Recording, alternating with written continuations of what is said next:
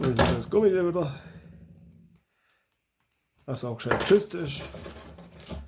Dafür ist ein Gummi nämlich da.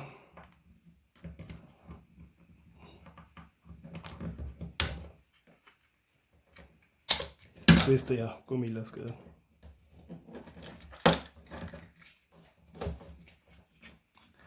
So.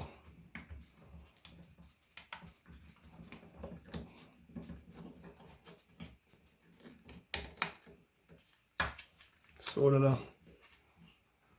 Das Viertel da, dass man natürlich auch unsere taktischen Accessoires dran basteln können.